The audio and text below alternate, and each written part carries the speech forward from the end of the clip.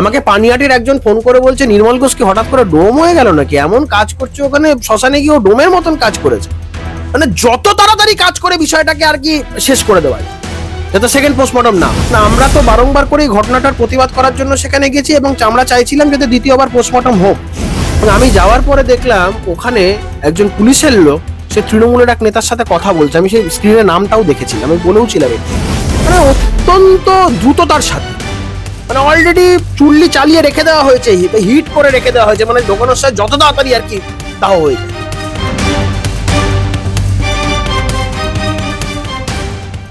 কস্তুদা, আপনাকে মাধ্যমে স্বাগত। আমরা দেখলাম গতকাল পানিহাটির নতুন পুরপ্রধান হলেন সোমনাথ দে।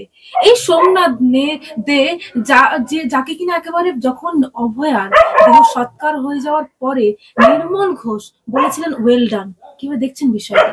দেখো, তুমি যখন আমাকে প্রশ্ন করছো দুটো নাম যখন নিচ্ছ, সোমনাথ দে বা নির্মল ঘোষ, আমার বাড়ির কুকুরগুলোরও পছন্দ না সেটা, তারাও ঘেউ ঘেউ করছে।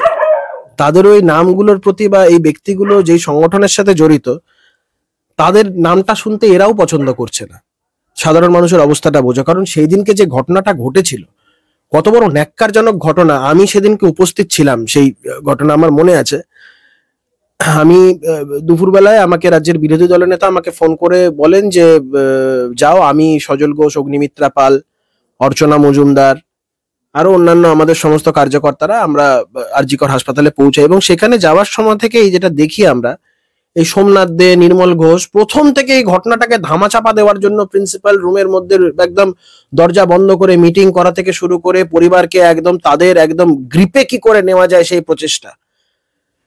এই যে সেমিনার হল, যেটাকে প্রথম থেকেই so called place of occurrence বলা হচ্ছে, সেখানে তখন ওর মেয়ের মা এবং বাবা, কাকু কাকিমা সেখানে বসেছিলেন। তো আমার মনে আছে আমি এবং অগ্নিদি আমরা সেখানে যখন গেলাম সেমিনার হলে, তখন প্রথমেই যে বিষয়টা এলো সেটা হচ্ছে এই দেখা গেল এই সোমনাথ দে সহ অন্যান্য তৃণমূলের সব নেতারা তার পরিবারকে একদম ঘিরে রেখেছে, আমাদের কথাটা পর্যন্ত বলতে দেওয়া হয়নি। অগ্নিদি এবং আমরা কথা বলার জন্য এগিয়ে গেলাম, তখন আমাদেরকে পদে পদে বাধা দেওয়া হলো। বাধা দিচ্ছিলেন হচ্ছে এই সোমনাথ দে এবং তার অ্যাসোসিয়েটসরা। পরিবারকে সম্পূর্ণভাবে কি করে তারা যেন আমাদের সাথে ইন্টারাকশন না করতে পারে, কারণ আমরা তো বারংবার করে এই ঘটনাটার প্রতিবাদ করার জন্য সেখানে গেছি এবং আমরা চাইছিলাম যাতে দ্বিতীয়বার পোস্টমর্টম হোক।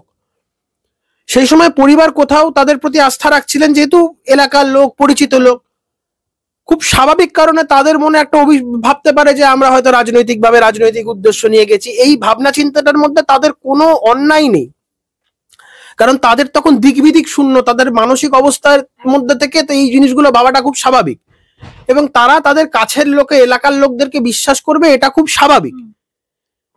কিন্তু যখন এই মেয়েটির যখন মৃতদেহটাকে নিয়ে যখন হাসপাতাল থেকে বেরিয়ে যাওয়া হচ্ছে, তখন আমরা যে প্রতিবাদ করি এবং পুলিশের যে ভূমিকাটা সেই সময়, মানে গাড়িকে তাড়াতাড়ি বার করে দেওয়া, এটা দেখে ওর বাবার সন্দেহ হয়।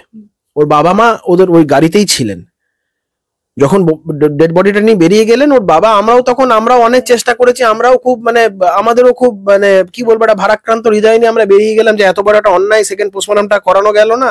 এটা আমরাও খুব দুশ্চিন্তার মধ্যে ছিলাম, খুব খারাপ লাগছিল আমাদের।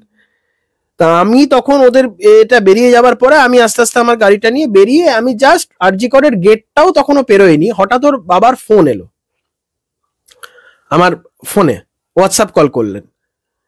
করার পর আমাদেরকে বললেন যে আপনারা যদি পারেন একবার টালা থানার সামনে আসুন, আমরা ওখানেই যাচ্ছি, আমরা দ্বিতীয়বার পোস্টমর্টম চাই, আমরা এইভাবে এই বিষয়টা আমাদের মনে সন্দেহ জাগছে, এইভাবে যেভাবে করছে আমরা দ্বিতীয়বার পোস্টমর্টম চাই।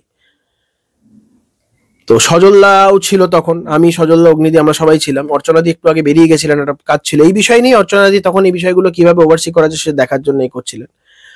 তা আমি তখন অগ্নিদিকে ফোন করি, সজলদা, অর্চনাদি সবাইকে ফোন করি, সবাই বলে আমাদের অনেকটা, সজলদার তখন বাবা প্রায় মৃত্যু শয্যায়, তার কদিন বাদে প্রদীপবাবু মারা গেলেন।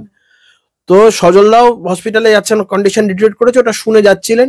মাঝ রাস্তা থেকে সজলদা গাড়ি ঘুরিয়ে সজলদাও এলেন, অগ্নিদি অনেকটা চলে গেছিলেন, ঘুরিয়ে এলেন। সবার আগে আমি সেখানে পৌঁছাই, এবং আমি যাওয়ার পরে দেখলাম ওখানে একজন পুলিশের লোক সে তৃণমূলের এক নেতার সাথে কথা বলছে, আমি সেই স্ক্রিনের নামটাও দেখেছিলাম, আমি বলেওছিলাম এটা নিয়ে।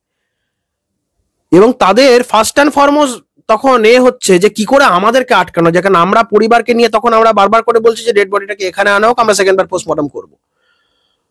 তো পরিবারকে পুলিশের তরফ থেকে, তৃণমূলের লোকাল লেভেলের তরফ থেকে এমন প্রেসার ক্রিয়েট করা হয়, এত ফোন তাদের কাছে আসে, ওর বাবা মা ভাবে যে ওদের অ্যাবসেন্সেই হয়তো বডিটা দাহ হয়ে যাবে। দেখো, একজন মেয়ে হারিয়েছে, একজন মেয়ে মারা গেছে, তারা নিজেদের সন্তানকে হারিয়েছে, একমাত্র সন্তান। তার বাবা মার কে কি মনের অবস্থা হতে পারে এটা আমরা কেউ বুঝতে পারবো না, একমাত্র তারা বুঝতে পারবে। তাদের যন্ত্রণার ভাগ আমরা কেউ নিতে পারবো না। তারাই এই যন্ত্রণায় তারা সারা জীবন ভুগবে। আমরা যতই ক্ষতে প্রলেপ লাগানোর চেষ্টা করি, যতই যাই করি, যতই আমরা আন্দোলন করি, হয়তো দোষীরা শাস্তি পাবে, সব হবে, কিন্তু ওদের এই ক্ষতিটা কোনোদিন পূর্ণ হবে না।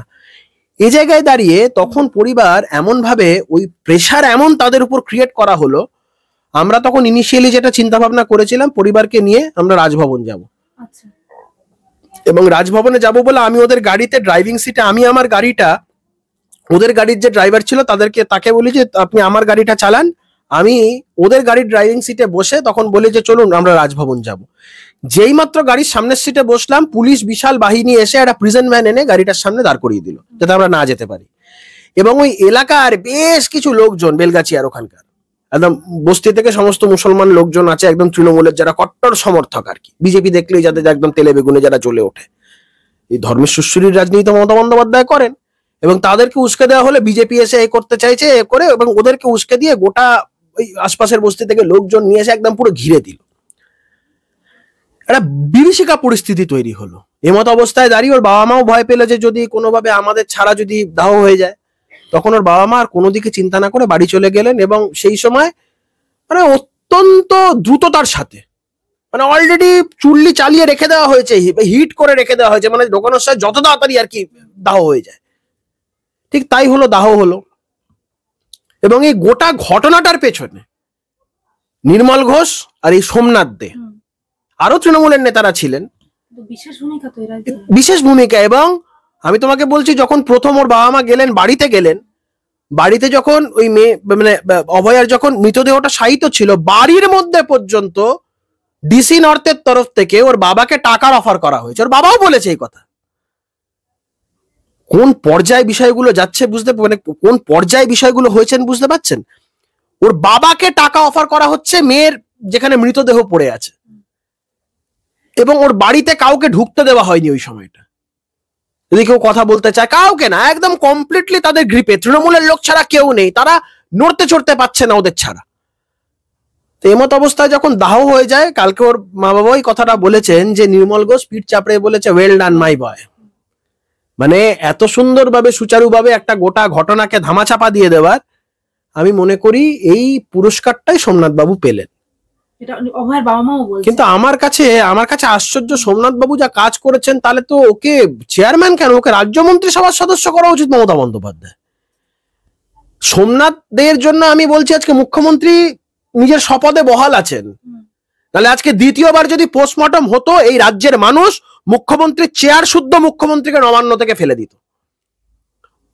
এই মানুষ, সাধারণ মানুষ পথে নেমে মুখ্যমন্ত্রীকে উৎখাত করত। আজকে মুখ্যমন্ত্রীর পদ আছে এই সোমনাথ দে, নির্মল ঘোষের মতন লোকজনদের জন্য, যারা এই এত বড় একটা অন্যায়, এত বড় একটা ব্যভিচার, এটাকে তারা ঢাকা দিয়েছে। মানে আপনি বলছেন সোমনাথ দে যে এই পুরস্কার প্রাপ্তি, মানে এই যে পুরো, আরে এটাও কম হয়েছে, ওকে রাজ্য মন্ত্রিসভা ক্যাবিনেটের সদস্য করা উচিত ছিল মুখ্যমন্ত্রীর।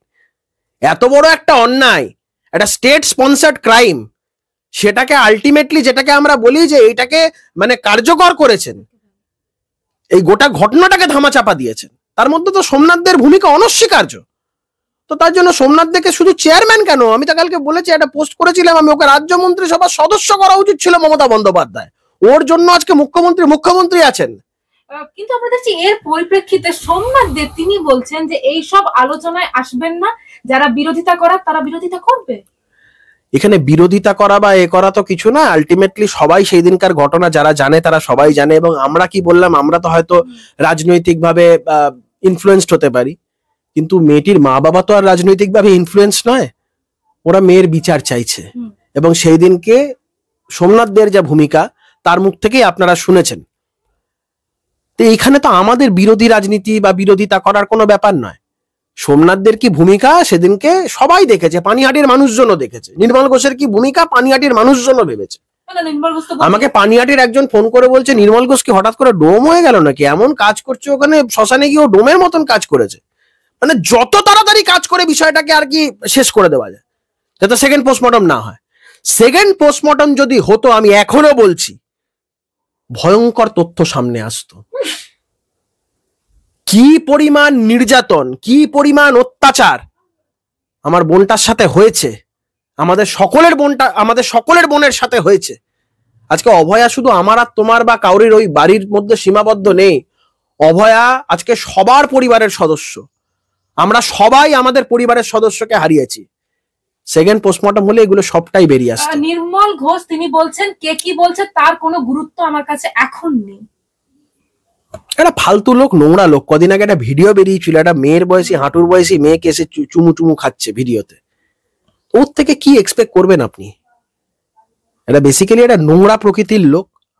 আপনি দেখেছেন যেভাবে চুমু টুমু খাওয়া ভিডিও টিডিও বার বেরিয়েছিল।